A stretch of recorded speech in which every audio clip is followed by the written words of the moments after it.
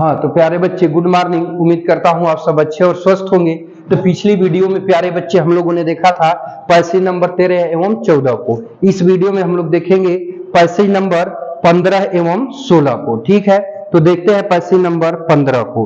कह रहा है कि why not organize yourself in a cooperative. Organize मतलब बनाना, कोऑपरेटिव मतलब सरकारी।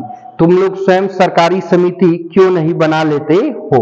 I ask A group of young man, युवाओं के एक समूह से मैं पूछती हूँ, who have fallen into the vicious circle of middleman. Middleman मतलब मध्यस्थ, विशियस सर्कल मतलब कुचक्र। तो कह रहा है कि जो ऐसे मध्यस्थों के कुचक्र में पड़ गए हैं वो जिन्होंने ट्रैप्ड देयर फादर्स, जिन्होंने कि उनके पिताजी लोगों को जाल में फंसाया, एंड फोर फादर्स, उनके पूर्वजों को भी जाल में फंसाया था। Even if we get organised, यदि हम एक संगठन बना भी लेते हैं तो we are the ones who will be hauled up by the police, तब हमें पुलिस के द्वारा जो है कि घसीटा जाएगा, बीटन पीटा जाएगा, एंड ड्रैग्ड टू जेल, ठीक है, फॉर डूइंग समथिंग इलीगल, और कुछ गलत करने के आरोप में हमें जेल में डाल दिया जाएगा। दे से मतलब कि उन बच्चों का, युवाओं का एक समूह बोलता है, ठीक है। There is no leader among them, उनके बीच में कौनो नेता नहीं है, कौनो समझदार व्यक्ति नहीं है जो उनके संगठन का नेतृत्व कर सके। कह रहा है कि no one who could help them see thing differently, ऐसा कौनो व्यक्ति नहीं है जो कुछ चीजों को अलग टाइप या विशेष प्रकार से देखने में उनकी मदद कर सके। कह रहा है कि their fathers are as tired as they are, उनके पूर्वज उसी तरह से थके हुए थे जिस तरह से उनके बच्चे हैं। They talk endlessly in a spiral that moves from poverty to apathy to greed and to justice.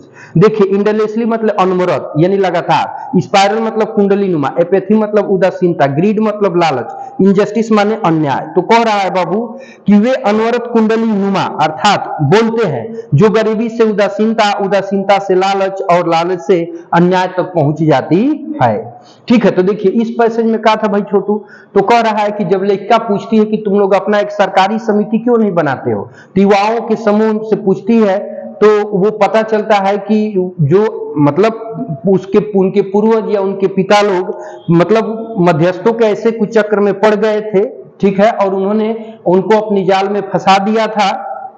ठीक है, तो कह रहा है फिर आगे कि अगर हम संगठित हो भी जाते हैं तो हमारे ऊपर इलीगल किसी काम का आरोप लगा के हमें पीटा जाएगा, घसीटा जाएगा और ले जाके जेल में बंद कर दिया जाएगा। ठीक है, कहते हैं कि उनके बीच में कोई नेता नहीं है, अर्थात कोई ऐसा व्यक्ति नहीं है जो उनके संगठन का नेतृत्व कर सके और सही दिशा में उनको लेकर के चल सके। कह रहा है कि वे मतलब कि उनके पिता जितने थके हुए थे उतने ही थके हुए बच्चे हैं, यानी जितना पिता लोग सोचते थे उतना ही बच्चे भी सोचते हैं। अब कह रहा है कि वे अनवरत कुंडली नुमा बोलते रहते हैं, लगातार उनका काम ये चलता रहता है, जो गरीबी उदासीनता, उदासीनता से लालच और लालच से अन्याय तक पहुंच जाते हैं। ठीक है बाबू, तो ये तो रहा पैसेज नंबर 15 का अर्थ। अब देखते हैं पैसेज नंबर 16 को, ध्यानपूर्वक देखिएगा। तो 16 में कह रहा है कि लिसनिंग टू देम, उनकी बात सुनकर, आई सी टू डिस्टिंक्ट वर्ल्ड, मुझे दो अलग अलग संसार दिखाई देते हैं। वन ऑफ द फैमिली, ठीक है, एक तो ऐसे परिवार का, कह रहा है कि caught in a web of poverty burdened by the stigma of caste. देखो बाबू, बर्डेन्ड मतलब दबा हुआ, स्टिग्मा मतलब कलंक, कास्ट मतलब जाति। एक तो परिवार का जो गरीबी के जाल में फंसा है और अपने जन्म की जाति के कलंक से दबा हुआ है। They are born the other a vicious circle of the sahukars, the middleman, the policeman, the keepers of law, the bureaucrats and the politicians. कह रहा है कि दूसरा साहूकारों, बिचौलियों, पुलिस वालों, कानून लागू करने वालों, नौकरशाहों और राजनेताओं का कुचक्र है जिनके जाल में ये लोग फंसे हुए हैं। Together they have imposed the bag on the child that he can not put down. कह रहा है कि दोनों ने मिलकर बच्चे को ऊपर ऐसा बोझ लाद दिया है जिसको कि वे उतार ही नहीं सकते हैं, मतलब जिसको कि वे उतार नहीं सकते हैं। जिसे कहने का मतलब है कि माता पिता परिवार है भाई, अब वो लोग कुछ करते नहीं है, अब उनकी ऑलरेडी जिम्मेदारी हो गई है भोजन से लेकर हर चीज की व्यवस्था करना, तो अगर वो उस जिम्मेदारी से हटेंगे तो माँ बाप या भाई बहन भूखों मरेंगे तब ना हो पाएगा। तो उसी चीज को कह रहा है कि इन लोगों ने ऐसी जिम्मेदारी लाद दिया है, ऐसा इन लोग को इम्पोज कर दिया है, वो लोग अपनी जिम्मेदारियों से भाग भी नहीं कर सकते हैं अथवा इनकार भी नहीं कर सकते हैं। Before he aware he accepts it as naturally as his father. कह रहा है कि विरोध करने से पहले ही, ठीक है, विरोध करने से पहले ही या एहसास होने से पहले ही वह इसे उतने ही स्वाभाविक रूप से स्वीकार कर लेते हैं जितना कि स्वाभाविक रूप से इन लोगों के पूर्वजों ने इस बात को स्वीकार कर लिया था। And the daring is not part of his growing up. और विरोध करना मतलब कि इनकी बाबू परवरिश का हिस्सा है ही नहीं। क्या होता है, गरीब आदमी को ही नहीं सिखाया जाता है छोड़ो बाबू लोग बड़े लोग हैं उनका विरोध मत करो, बड़ा गलत भी कर लेगा तो छोटा सह लेता है, यही नहीं सिखाया गया है। तो वही बात है। When I sense a flash of it in Mukesh I am cheered। कह रहा है कि जब ये सब सारी चीजों को मैं कहती हूँ, ठीक है, तो मुझे राकेश में इसकी झलक दिखाई देती है और मुझे खुशी होती है, ठीक है। I want to be a motor mechanic। मैं एक मोटर मैकेनिक बनूंगा। He repeats। वह इसी बात को दोहराते हुए बोलता है। He will go to a garage and learn। वह एक गैरेज जाएगा और जो है कि बाबू गाड़ी बनाना सीखेगा। But the garage is a long way from his home. परंतु गैरेज उसके घर से बहुत दूर है। I will walk. मैं पैदल जाऊंगा। He insist. वह जोर देते हुए कहता है। Do you also dream of flying a plane. क्या तुम हवाई जहाज उड़ाने का सपना नहीं देखते हो? क्या तुम हवाई जहाज उड़ाने का सपना नहीं देखते हो?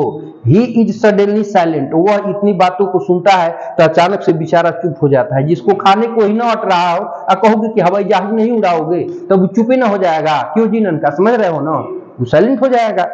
फिर कह रहा है कि नो नहीं। ही से जो कहता है स्टीयरिंग एट द ग्राउंड। जमीन पर घूर कर देखते हुए।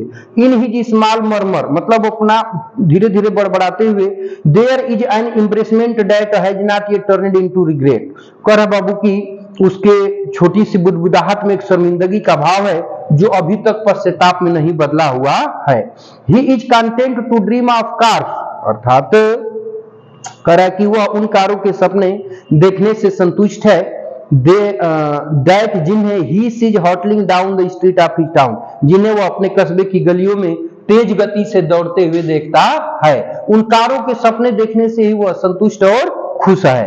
कह रहा कि few aeroplanes fly over Firozabad. मुश्किल से ही कभी कभी वायुयान फिरोजाबाद के ऊपर से उड़ता है। ठीक है प्यारे बच्चे, तो कहने का तात्पर्य है कि उनकी बात सुनकर लेखिका कहती है कि मुझे दो अलग अलग संसार दिखाई देते हैं। एक तो ऐसे परिवार का जो कि गरीबी के जाल में फंसा है और अपनी जन्म से जो है कि जाति के नाम कलंक से दबा हुआ है। ठीक है। दूसरा कहता है प्यारे बच्चे कि दूसरा साहूकारों, बिचौलियों, पुलिस वालों, कानून को लागू करने वालों, नौकरशाहों और राजनेताओं का चक्र है। ठीक है, दोनों लोग मिलकर इन बच्चे के ऊपर ऐसा बोझ लाद दिया है कि जिसको वह उतार भी नहीं सकता है। ठीक है, क्योंकि भाई मतलब कि विरोध करना और उस तरह की परवरिश या उनका ऐसा मतलब विशेषता ही नहीं है। ठीक है, जितना उदासीन या जितना थके हुए उनके पूर्वज थे उतना ही थके हुए बच्चे भी हैं, इसमें कोई संदेह नहीं है। ठीक है, अब आगे कहता है बाबू की जब ये सब बात आती है तो मैं देखती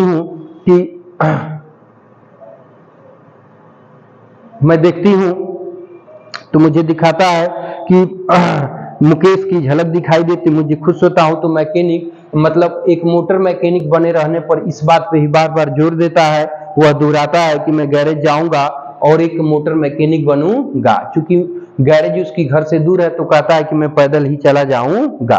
तो एक गरीबी में पले हुए बच्चे के ऐसे विचार को देखकर लेखिका काफी खुश होती है और कहती कि क्या तुम हवाई जहाज चलाना नहीं चाहोगे? तो ऐसी बात जब वो कहती है तो वो शर्मिंदा होकर के एक अचानक चुप होता है और अपने पैरों को घसीटते हुए जमीन पर घूर कर देखने लगता है। ठीक है, अब वो उसकी गलियों में जो तेज गति से दौड़ती हुई गाड़ियां हैं उनके ख्वाब देखकर ही वह बच्चा संतुष्ट है और बहुत मुश्किल से ही फिरोजाबाद के ऊपर से कभी कभी वायुयान उड़ते हैं। तो प्यारे बच्चे ये तो रहा पैसे नंबर 15 एवं 16 का अर्थ।